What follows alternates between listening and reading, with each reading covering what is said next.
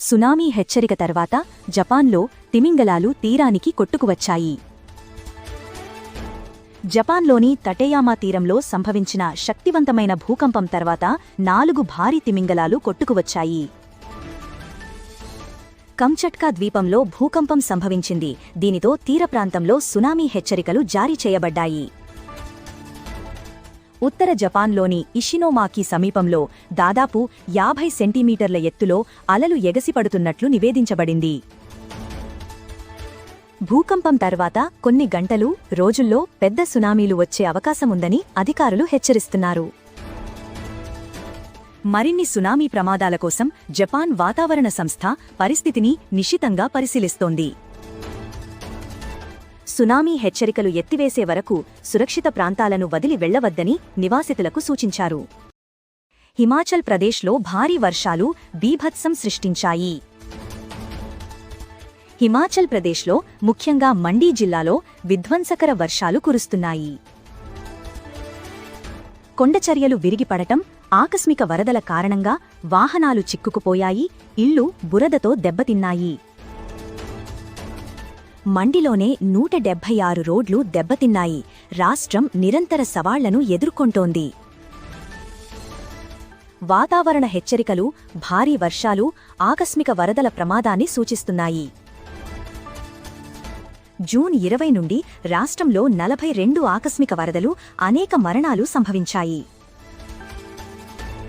సహాయక చర్యలు కొనసాగుతున్నాయి. అయితే ప్రతికూల వాతావరణ పరిస్థితుల వల్ల వాటికి ఆటంకం ఏర్పడింది.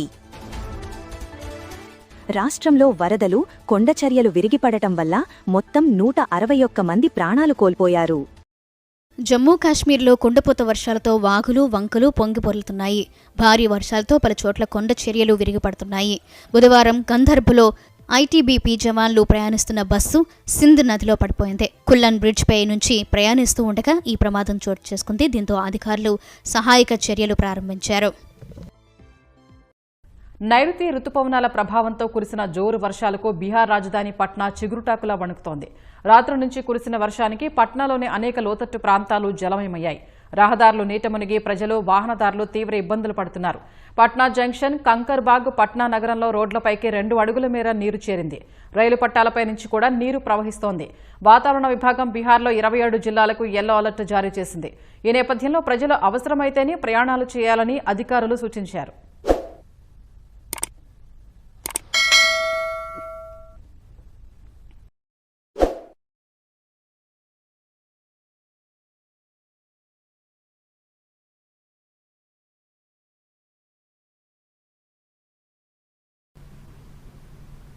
రష్యా తూర్పు తీరంలో సంభవించిన భూకంపంతో పసిఫిక్ మహాసముద్ర తీర ప్రాంతం అల్లకల్లోలంగా మారింది. సునామీ ఉవ్వెత్తున విరుచుకుపడింది. సునామీ ఎఫెక్ట్ ఏకంగా 30 దేశాలపై పడింది. రష్యా, జపాన్, హవాయి దీవుల్లో ఇప్పటికే రాకాసి అలలు ఎగిసిపడ్డాయి. అలలు తాకిన దీవుల్లో రష్యా అత్యవసర పరిస్థితిని ప్రకటించింది.